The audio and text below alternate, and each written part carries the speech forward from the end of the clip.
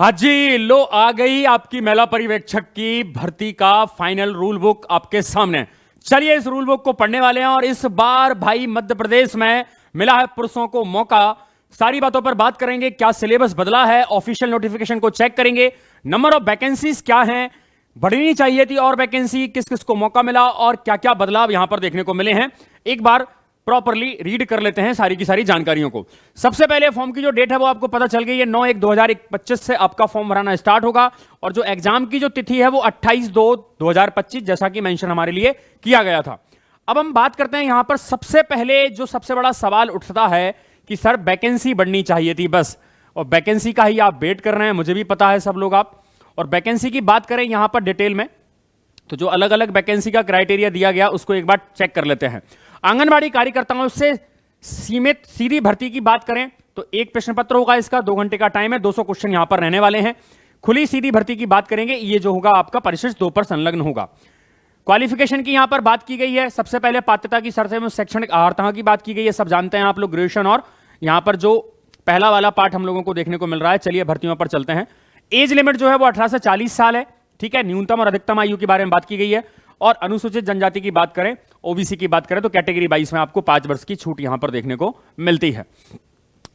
बात करते हैं हमारी जो ऑफिशियल यहां पर जो भर्ती के लिए बताया गया है उस पर अगर हम चर्चा करना चाहें, कितनी कितनी भर्ती हम लोगों को देखने को मिली है, ठीक है। रिजर्वेशन वाला सिस्टम बताया गया है कि किस किस को रिजर्वेशन होगा। और जितने भी पुरुष इंतजार कर रहे थे, काफी पुरुषों का था कि सर जी भर्ती तो आती है लेकिन हमारे लिए नहीं मिल पाती है ना, तो उस पर बात करेंगे। कितनी वैकेंसी देखो जरा, यहां से आपको समझनी है बात को।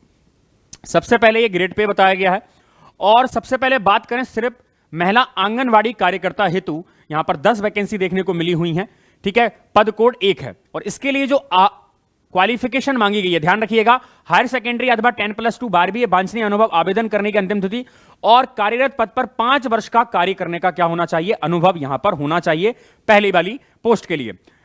पद कोड 2 की बात करें तो यहां पर 9 पोस्ट देखने को मिल रही है और ये बैकलॉग हैं, सिर्फ महिलाओं हेतु हैं।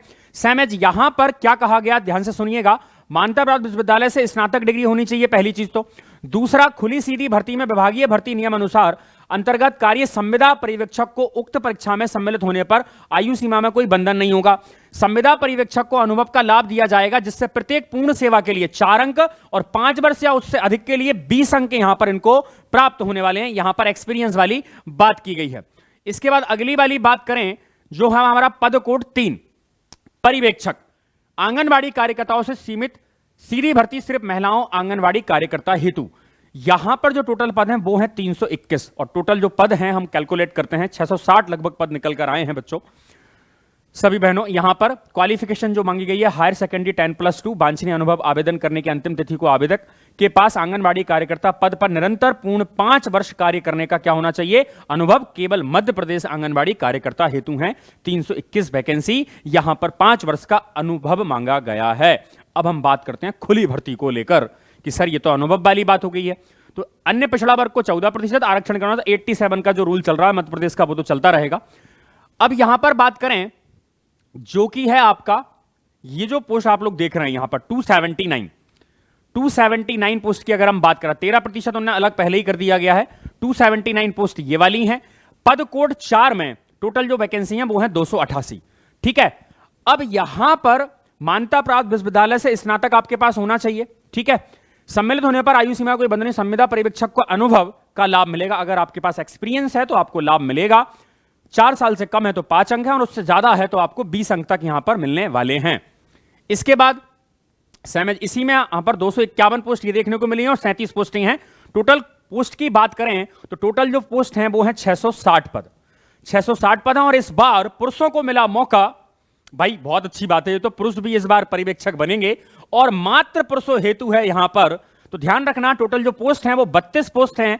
कैटेगरी वाइज बात करें तो जनरल में 3, 1 और 5 की बात की गई, संविदा कर्मी हेतु इसमें जो क्वालिफिकेशन है जैसी महिलाओं से मांगी गई है स्नातक। भाई ये क्या बवाल करना था, ये 32 भी आप महिलाओं को प्रोवाइड कर सकते थे, कोई दिक्कत नहीं है भाई, पुरुष खुश हो जाओ जरा सारे के सारे। 32 पोस्ट तो आपको हैं आपके पास में, ठीक है। इसके बाद में ये पुरुषों की बात हो गई है। अब हम चलते हैं सिलेबस की बात कर लेते हैं। किसकी बात करने वाले हैं, सिलेबस की हम लोग अब बात कर लेते हैं। सिलेबस बदला कि नहीं बदला, क्योंकि सबसे बड़ा डाउट हमारे लिए यही था अभी तक।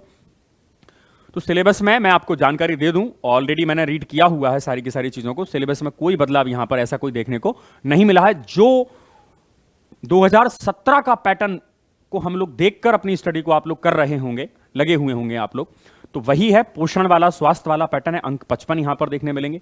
इसी प्रकार से अगला वाला जो पोर्शन है आपका खंड, द्वितीय खंड में आपको यहां पर सारा का सारा जो मिक्सअप पार्ट है आपका जीके का, मैथ्स का, रीजनिंग का, कंप्यूटर का, वो सारे के सारे यहां पर मिलेंगे। और खंड 3 में आपके पास में ये मैनेजमेंट वाला सब्जेक्ट है जो कि 45 का ही देखने मिला है।